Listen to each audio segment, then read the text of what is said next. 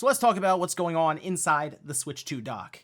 This is a dock that people have been curious about because while it's similar to the Switch 1 dock, it's also very different. This, in fact, has a fan inside, which has confused many people as to what exactly that does and why is it there.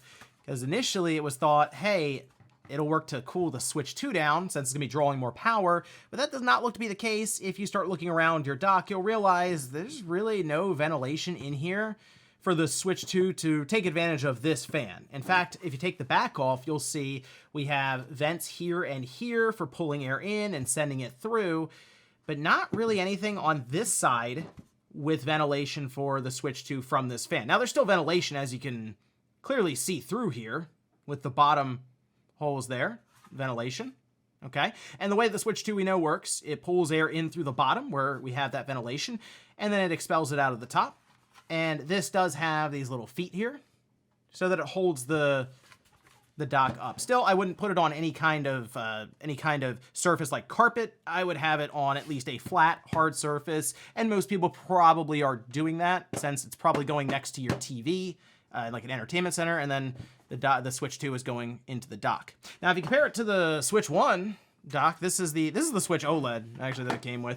It is a little bit larger as well, you can see, which has to kind of accommodate the larger system, sure.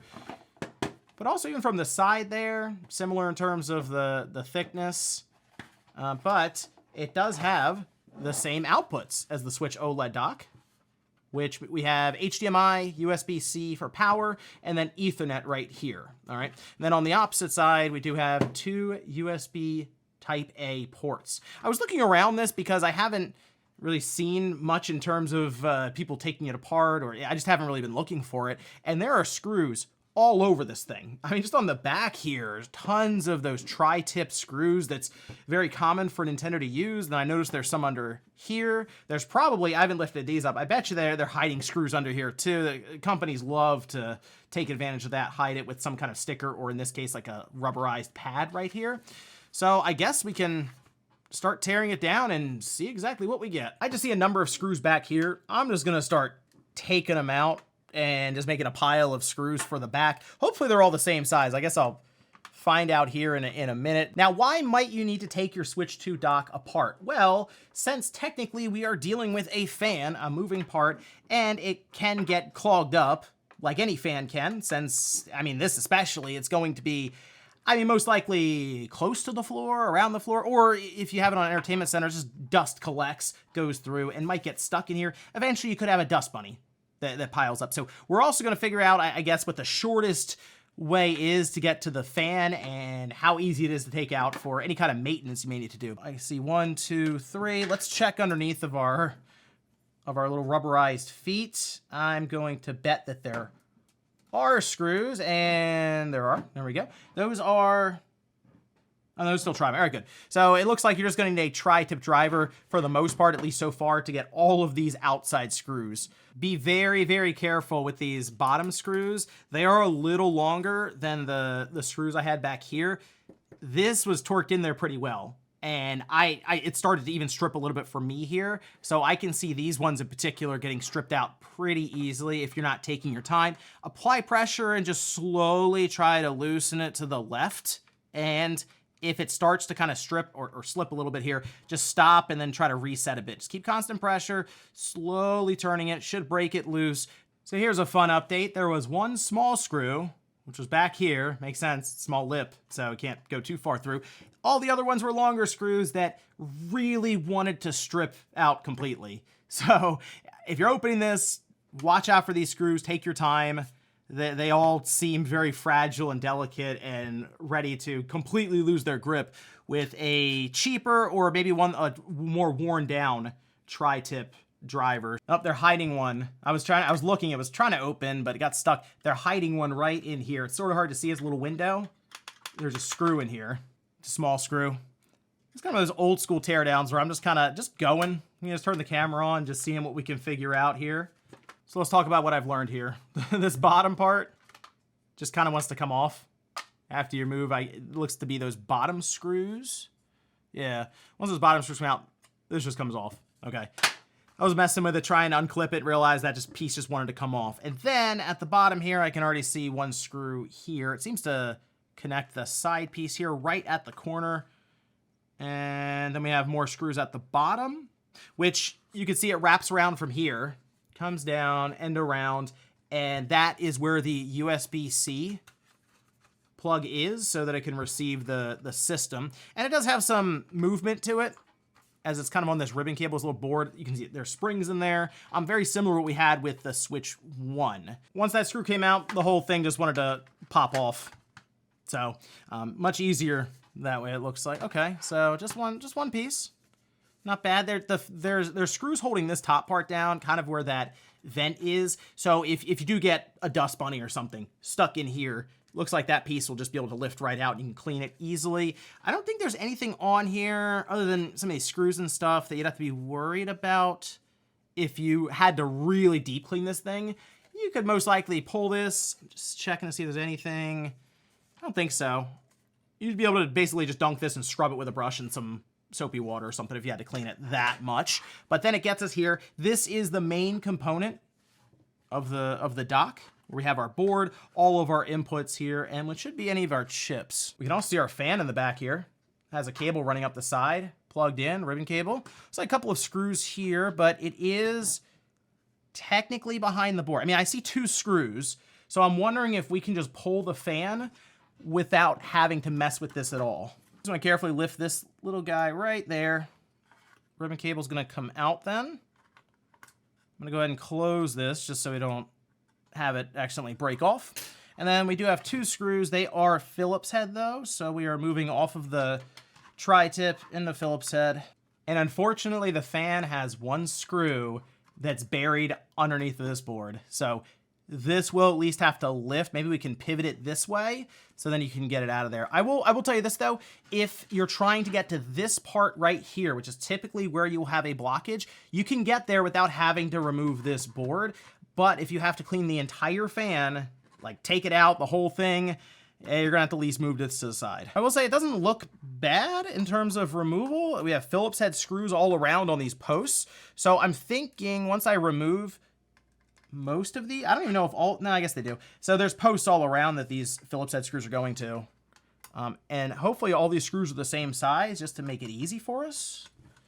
At which point, I figure once they're all out of here, we should be able to just lift this to the side. And yeah, that's it. We could take this off here. Something already fell out. There's our main shielding for the back. So just kind of set that over to the side. Nothing it seems to have to worry about cooling or anything. Might just be for more structure, more support on it. Get that piece. This guy is running down and around here. And at this point, I'm going to go ahead and just unplug it, so there's not any extra stress. We also have, this is the LED lighting down here. You could, I feel like, just kind of put it there if you need to, if you don't want to mess with any of this stuff. And there's your fan, which we can just go ahead and remove with this last screw. It does have rubber grommets all the way around, which is there on the fan to keep it quiet as best it can. I've already seen some people say that their fan in their dock is noisy, like they can hear it. I don't know if that's necessarily a vibration issue with these grommets. It could actually just be this fan here itself could be vibrating inside of the, I mean, technically then the rubber grommets, they can only do so much, but it could just be a fan itself being off axis a little bit, vibrating a little more than it should be. It happens in manufacturing with, you know, so many percentage being a defective, well, not defective, but you're not winning the fan lottery basically then if that's the case. I haven't really had a lot of noise come out of my fan in the dock I have upstairs. Not this one in particular, but like the other one that I use all the time. And for the most part, the fan itself, it's not very large. It's a smaller, it's even smaller than most laptop fans. And the way it sits right here, you can see it is direct proximity to this, which is kind of a thin aluminum plate almost. It just sits right here. And all it's doing is just more or less pulling any ambient heat out of here, just accelerating airflow through. Because what I think is going on, which I'm just going to remove these cables and we'll look real quick. I think what's going on is Nintendo's operating at like the threshold when it comes to, could they have done this passively, as in, did they need to have a fan in here? And I think they were right up against it, as in, maybe they could have gotten away with it, but they weren't necessarily liking some of the results. In the margins maybe were a little higher in terms of how many were overheating consistently. Just unplug the ribbon cable there. I'm gonna go ahead and put this one to the side.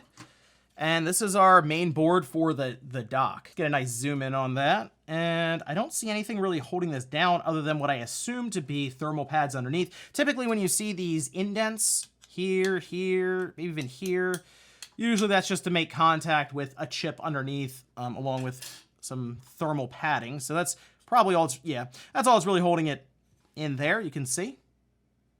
And to me, it looks like the thing that Nintendo was more concerned about cooling are any of the power management chips, MOSFETs, etc., because there is a consistent flow of power and just power delivery through this board to the Switch 2 to run at higher power levels, we'll say, than what it is in handheld mode, and even more so than the Switch 1. As we know, the Switch 2 is just a more demanding, more power-hungry system.